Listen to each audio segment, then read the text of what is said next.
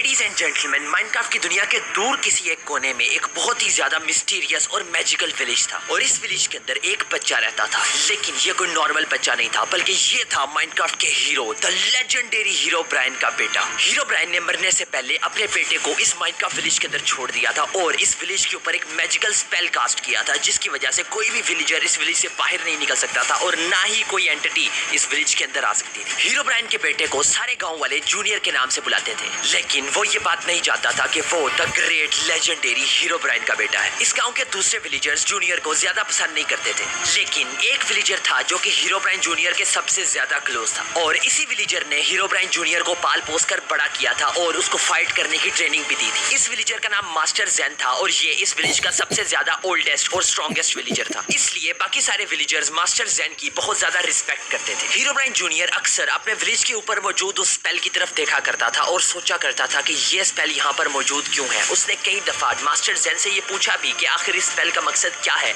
और ये हमारे विलेज के ऊपर क्यों किया गया था, लेकिन मास्टर जैन जूनियर को कहता होता था कि एक दिन टाइम आने पर जूनियर को उसके सारे सवालों के जवाब मिल जाएंगे। जूनियर ने अपनी सारी जिंदगी इसी छोटे से विलेज के अंदर गुजारी थी, लेकिन उसको पता था कि इस विलेज के बाहर भी एक बहुत बड़ी दुनिया है, इसलिए वो इस विलेज से बाहर निकलकर माइनक्राफ्ट की दूसरी दुनिया को एक्सप्लोर करना चाहता था, लेकिन इस स्पेल की वजह से वो यहाँ से बाहर नहीं जा सकता था। एक दिन जूनियर इस स्पेल के बिल्कुल एज पे जाकर माइनक्राफ्ट की दूसरी दुनिया को दूर से देख रहा था कि तभी अचानक उसको एक अजीब सा दिखने वाला बंदा नजर आया। उस आदमी ने जूनियर को कहा कि क्या तुम इस स्पेल से बाहर निकलकर माइनक्राफ्ट की दूसरी दुनिया को एक्सप्लोर करना चाहते हो। जूनियर ने कहा कि ये स्पेल बहुत ही ज्यादा स्ट्रॉन्ग है, उसने इस स्पेल से बाहर निकलने की बहुत कोशिश की है, लेकिन वो आज तक कामयाब नहीं हुआ। उस आदमी ने जूनियर को इस स्पेल को तोड़ने के लिए एक और मैजिक स्पेल दिया। उसने कहा कि जब जूनियर इस स्पेल को अपने हाथ में डालकर इसको यूज करेगा तो वो इस बैरियर से इजीली एस्केप कर सकता है। जूनियर ने ऐसा ही किया, उस मैजिक स्पेल को यूज किया और अपने विलेज की बाउंड्री से बाहर निकल गया। जूनियर बहुत ही ज्यादा खुश था बिकॉज अब वो फाइनली माइनक्राफ्ट की पूरी दुनिया को एक्सप्लोर कर सकता था। लेकिन माइनक्राफ्ट की दुनिया एक्सप्लोर करने जाने से पहले उसने ये सोचा कि वो पहले जाके मास्टर जैन को बताएगा, लेकिन उस अजीब से दिखने वाले आदमी ने हीरो ब्रायन जूनियर को बताया कि वो मास्टर जैन का दोस्त है और मास्टर जैन के बुलाने पर ही वो इस विलेज में आया है ताकि वो हीरो ब्रायन जूनियर को इस विलेज से एस्केप करवा सके। और अब हीरो ब्रायन जूनियर बिल्कुल आजाद है, वो जाके पूरी माइनक्राफ्ट की दुनिया को एक्सप्लोर कर सकता है, जो चाहे कर सकता है और ये आदमी अब मास्टर जैन को ही आजाद करवाने वाला है। ये सुनकर हीरो ब्रायन जूनियर बहुत खुश हुआ और वो माइनक्राफ्ट की पूरी दुनिया को एक्सप्लोर करने के लिए निकल पड़ा, लेकिन उसको नहीं पता था कि इस आदमी के इरादे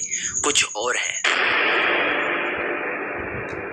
माइनक्राफ्ट की दुनिया हीरो ब्रायन जूनियर के लिए बिल्कुल न्यू थी। उसको कोई आइडिया नहीं था कि माइनक्राफ्ट की दुनिया के अंदर कैसे सरवाइव करना है। कई सालों तक इस वर्ल्ड को एक्सप्लोर करने की वजह से हीरो ब्रायन को इस दुनिया का थोड़ा बहुत एक्सपीरियंस हो गया था। एक दिन एक्सप्लोरेशन करते हुए हीरो ब्रायन जूनियर को एक घर नजर आया। ये घर माइनक्राफ्ट के दूसरे नॉर्मल विलेज हाउसेस जैसा बिल्कुल नहीं था। जूनियर ने इस हाउस के अंदर जाके देखने का फैसला किया और जब वो इस हाउस के अंदर एंटर हुआ तो उसने देखा कि इस हाउस के अंदर एक आदमी मौजूद था। उस आदमी ने हीरो ब्रायन जूनियर से पूछा कि वो कौन है और इसके घर के अंदर क्या कर रहा है। जूनियर ने उस आदमी को बताया कि वो कई साल पहले अपने विलेज से माइनक्राफ्ट की वर्ल्ड को एक्सप्लोर करने के लिए निकला था, लेकिन माइनक्राफ्ट की दुनिया में सरवाइव करना उसकी सोच से कई ज्यादा मुश्किल निकला और अब वो कई सालों से माइनक्राफ्ट की दुनिया में भटक रहा है और इसी तरह भटकते भटकते वो इसके घर तक आ पहुंचा है। और फिर जूनियर की बात सुनने के बाद उस आदमी ने हीरो ब्रायन जूनियर को कहा कि उसका नाम एक्सेल है और हीरो ब्रायन जूनियर को टेंशन लेने की कोई जरूरत नहीं है, वो जितने दिन तक चाहे उसके घर के अंदर रह सकता है। और फिर हीरो ब्रायन जूनियर को काफी ज्यादा भूख लग रही थी, इसलिए एक्सेल ने हीरो ब्रायन जूनियर को खाना दिया और जूनियर काफी ज्यादा थका भी हुआ था, इसलिए एक्सेल ने उसको रेस्ट करने के लिए एक सेपरेट रूम दिया। हीरो ब्रायन जूनियर को बहुत अच्छा महसूस हो रहा था। इतने सालों के बाद फाइनली अब उसके सर के ऊपर एक दफा फिर से छत थी, इसलिए हीरो ब्रायन जूनियर ने कुछ सालों तक उसी घर में एक्सेल के साथ ही रहने का फैसला किया।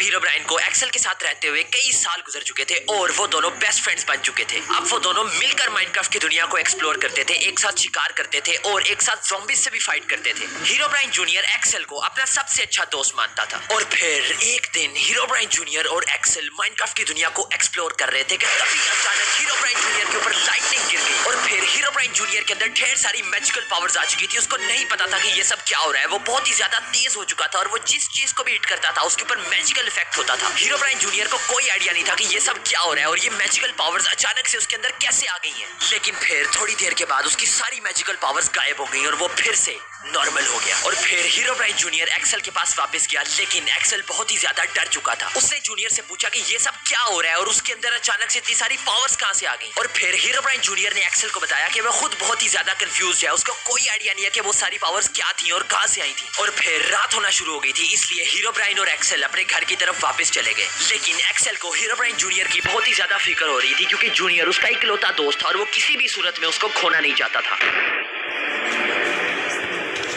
अब इस बात को कई साल गुजर चुके थे और हीरोब्राइन जूनियर और एक्सेल की लाइफ फिर से नॉर्मल हो चुकी थी। और फिर एक दिन जूनियर एक्सेल को घर में छोड़कर अकेला ही कुछ वुड कलेक्ट करने के लिए जंगल में गया। लेकिन फिर एक दफा फिर से हीरोब्राइन जूनियर के ऊपर लाइटनिंग गिरी, लेकिन इस दफा उसको पावर्स नहीं मिली, बल्कि वो एक अजीबोगरीब डायमेंशन के अंदर टेलीपोर्ट हो गया। ये एक बहुत ही ज्यादा मिस्टीरियस डायमेंशन थी और इस डायमेंशन के अंदर हर तरफ स्वॉर्ड्स ही स्वॉर्ड्स थी। हीरोब्राइन जूनियर बहुत ही ज्यादा परेशान था। उसको कोई आइडिया नहीं था कि उसके साथ ये चल क्या रहा है और क्या अब वो इस डायमेंशन के अंदर फंस चुका है। हीरोब्राइन जूनियर ने इस डायमेंशन को एक्सप्लोर करना स्टार्ट किया और ढेर सारी स्वॉर्ड्स। फोन आया किसी का? क्या हुआ है?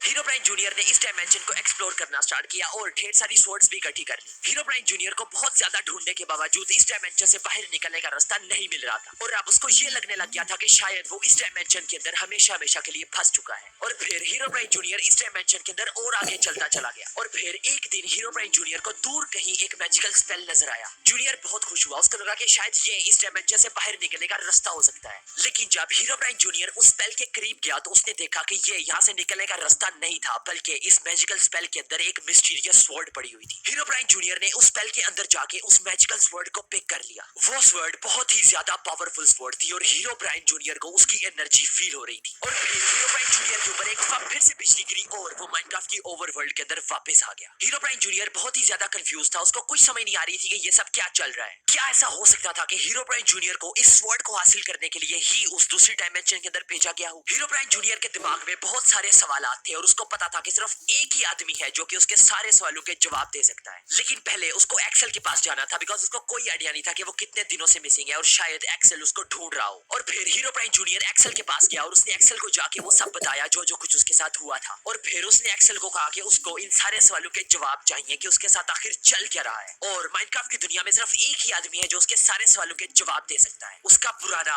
Master Zen. इसलिए हीरोब्राइन जूनियर को अपने पुराने विलेज में वापस जाना पड़ेगा। लेकिन फिर एक्सेल ने हीरोब्राइन जूनियर को कहा कि वो उसको किसी भी हालत में अकेले नहीं जाने देगा, क्योंकि हीरोब्राइन जूनियर एक्सेल का बेस्ट फ्रेंड है और उसके साथ इस सफर के अंदर कुछ भी हो सकता है। इसलिए एक्सेल उसके साथ जाएगा उसको प्रोटेक्ट करने के लिए। और फिर वो दोनों हीरोब्राइन जूनियर के पुराने विलेज की तरफ चल पड़े। जैसे ही वो दोनों हीरोब्राइन जूनियर के पुराने विलेज के पास पहुंचे तो जूनियर को पता चल गया कि कुछ ना कुछ तो गड़बड़ है, क्योंकि जूनियर के पुराने विलेज के ऊपर जो स्पेल था वो उन दोनों को काफी दूर से नजर आ जाना चाहिए था, लेकिन वो उन्हें नहीं नजर आ रहा था। और जब वो उस विलेज के मजीद करीब गए तो उन्होंने देखा कि वो पूरा का पूरा विलेज डिस्ट्रॉय हो चुका था। जहाँ पर एक जमाने में हीरोब्राइन जूनियर का पुराना विलेज हुआ करता था, अब वहाँ पर एक बहुत बड़ा क्रेटर था और वहाँ पर किसी विलेजर का या फिर मास्टर ज़ेन का कोई नामो निशान मौजूद नहीं था। लेकिन एक बात तो तय थी कि जिसने भी इस विलेज को डिस्ट्रॉय किया था वो बहुत ही ज्यादा स्ट्रॉन्ग था, बिकॉज ये क्रेटर बहुत ही बड़ा था। हीरोब्राइन जूनियर शॉक में था, बिकॉज जिस विलेज के अंदर उसने अपना सारा बचपन गुजारा था वो विलेज अब डिस्ट्रॉय हो चुका था और उसके मास्टर ज़ेन का भी कोई नामो निशान नहीं था। लेकिन यहाँ पर हुआ क्या था और हीरोब्राइन जूनियर की जिंदगी में आने वाली सारी मुसीबतों के पीछे कौन था, बहुत जल्द पता चलेगा।